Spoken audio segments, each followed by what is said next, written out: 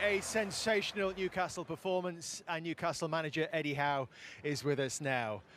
How about that for a reaction then? Yeah, that's the reaction we wanted. An incredible start to the game from us. I thought we were very good. The crowd were incredible for us, and yeah, we elevated our performance in that opening half an hour. It felt electric, Eddie. Could you quite believe what you were seeing with the speed that the goals were going in? Yeah, not really. I think you don't expect that. I think the quality of our finishing was incredible, really. Some of the chances, I mean, they're good chances, but they're not stick-on goals. We were lethal in front of goal today. But the build-up play, everything about our first half an hour was where we want to be. What was the message? What was the communication that led to that electric start? I think loads of things. You're planning in the week to try and impose yourselves in the game and be ourselves. That was our sort of big message, was to play our game. We didn't feel we did against Aston Villa, so it was as I said before the game, it was about realigning our principles of play, really. The guys were talking about possibility that the way that Spurs changed to go to 4 at the back didn't help them. Did it come into your team talk at all when you saw how they were going today? No, we planned as if they might change. We thought that was a realistic possibility, so we'd worked on that in the week. Yeah, it was all about being adaptable in the Premier League. Teams change in running, as Tottenham did today, back to their original shape. So there's always twists and turns in every match. Eddie, I just want to ask you, because so many superlatives today from your team were a joy to watch. As a manager, how do you manage getting that quality and also the energy out of your team that you do? Because it's not always easy in the modern game to get both. Yeah, but I mean, we work on it a lot in terms of we want the high energy and the intensity off the ball, and then we want the calmness on it. So there's two totally polar opposites depending whether you're in or out of possession. In saying that, we want to try and score all the time, so we want progressive football. So the lads have to take on a lot of information, I have to say, and they do it incredibly well. And as I've said, since I walked through the door here, the players responded so well to us, and I can't thank them enough, really. Eddie, Willock, I know you don't want to big up individuals, but I worked with him in some of the England camps from an early age. And going forward, he was a joy to work with. Defensively, he didn't use his engine. I would never think he would be able to keep that intensity in your team. Is that down to his hard work, good coaching? And you look at England, we've got a lot of number 10s, and we're talking about number 8s. Jordan Henderson's coming to an end. You only really have Calvin Phillips and Declan. Can you see him pushing? Is that the end goal for him? I think it has to be the goal for him, Kieran. Yeah, I think he's got a little bit of everything, Joe, as we said pre-game. Off the ball probably was his biggest area for improvement. He's knuckled down, taken everything on board and delivered physically some incredible performances for us. Today, his pass for, I think, one of the goals was just, I could see it from the sideline, but delivering it is totally Eddie, different. I saw you play. You didn't see it. You couldn't play that pass. I saw it. I just couldn't. You could have played it, but I couldn't transfer it to my feet. But Joe did, and full credit to him. I thought he was brilliant today. You must just love watching this team at times, Eddie. I think when you're in my shoes, it's different. I don't necessarily think you enjoy it till afterwards. When you're in the midst of it and in the flow of the game, I think you're always looking to improve and trying to find areas of vulnerability that you need to fix. So I enjoyed elements of today, but there's a lot of pressure on the game, so just pleased now.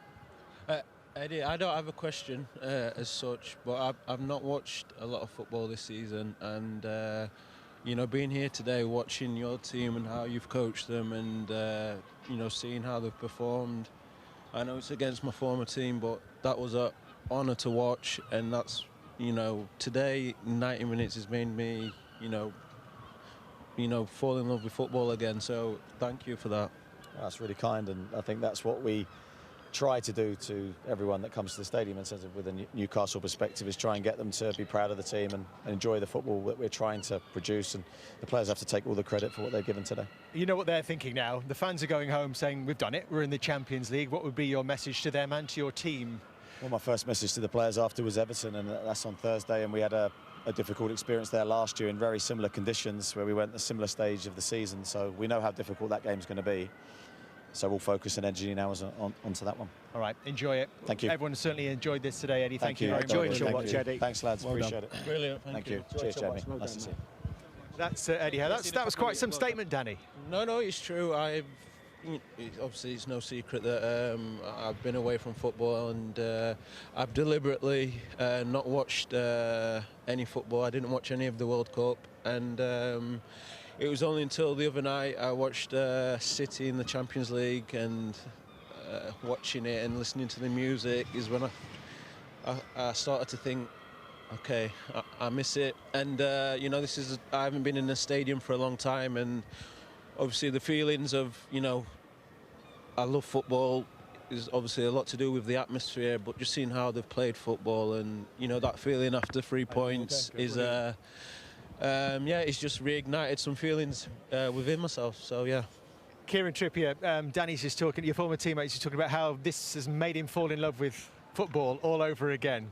What was that like to play in? Certainly that first 20 minutes. Yeah, I think going off the result last week, we've talked about it all week where, you know, we let the supporters down, we let ourselves down, and it was about responding well and just going after Tottenham today from minute one. And I thought we did that, and you know, we got some goals early in the game, but we just tried to keep going. We're saying to the lads, just, you know, try and get another, and you know, try and kill them even more.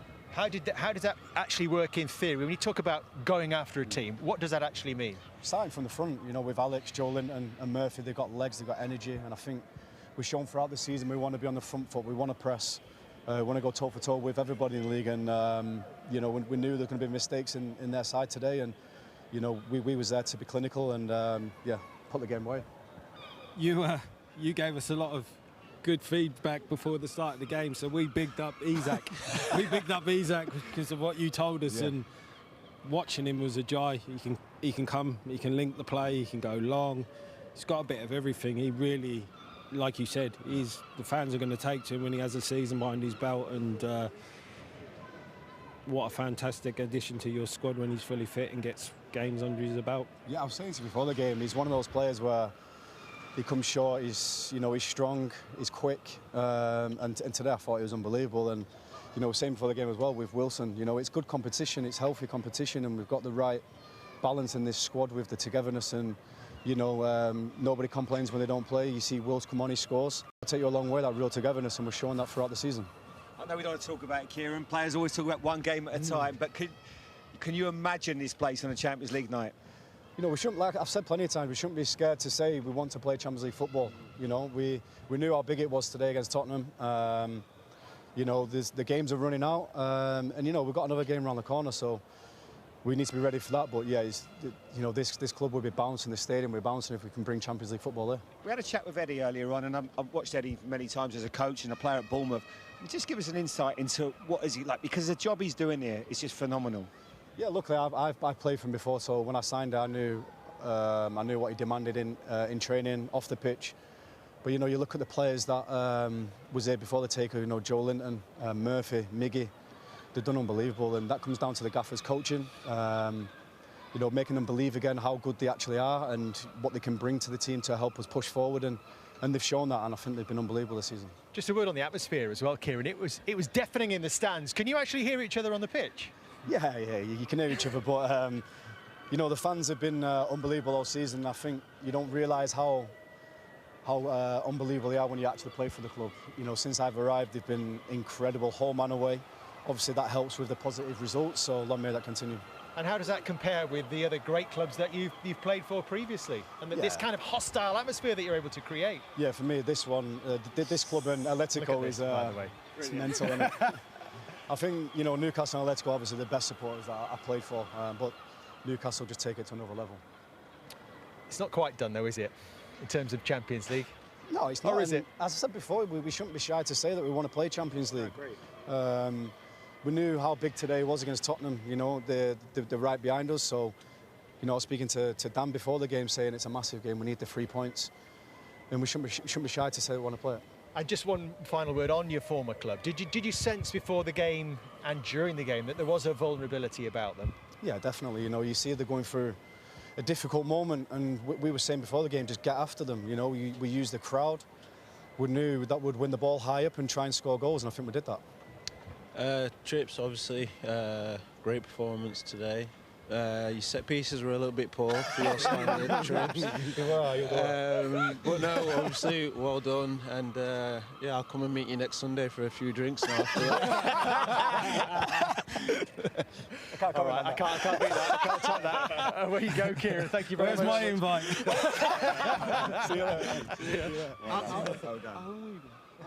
Listen, just get on. We got a job to. We started so well. Say that again. You can hear it. Amazing day for us. We're tough.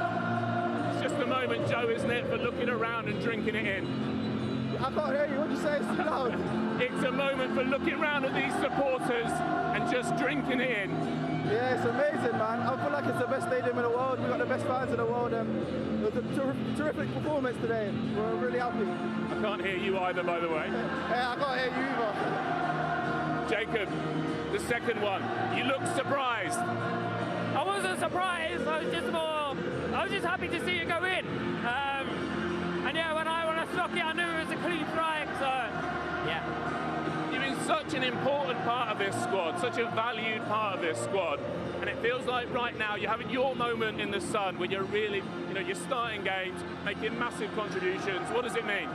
It means everything, but the way I see it is I always want to try and add value, whether I'm starting, whether I'm coming off the bench to make an impact, and everyone does it. Everyone throughout the squad. It's about giving value when you're on the pitch, and yeah, that's all I can do.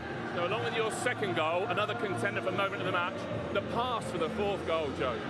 Yeah, it was a brilliant run, to be fair. We're trying to build that connection in the team.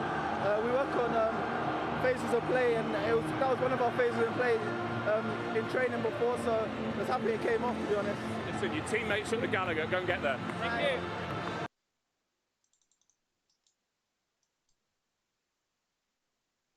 كلوب يتحدث عن دور أرنولد الجديد.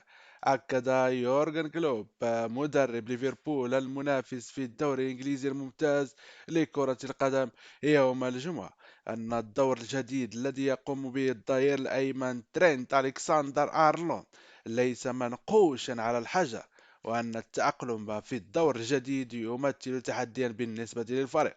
وألكسندر أرنولد واحد من أهم صانع الفرص في ليفربول، وقدم أداء رائعا عندما أسند له كلوب دورا متقدما في الملعب، إذ لعب تمريرتين حاسمتين في الفوز 6-1 على ليدز يونايتد يوم الاثنين الماضي. وأبلغ كلوب الصحفيين قبل استضافة نوتنغهام فورست في الدور الممتاز يوم السبت في كل مركز لعب فيه تريند اللاعب في غاية الأهمية بالنسبة لنا، يناسب هذا الدور المتقدم بصورة جيدة جدا. وقال يواجه باقي اللاعبين تحديا لتغطية المساحات، لكن بوجوده هناك لا نفقد الكرة كثيرا، ليس منقوشا على حجر، يمكن أن يلعب بشتى الطرق. وتابع: ليست هذه المرة الأولى التي نلعب فيها بهذه الطريقة.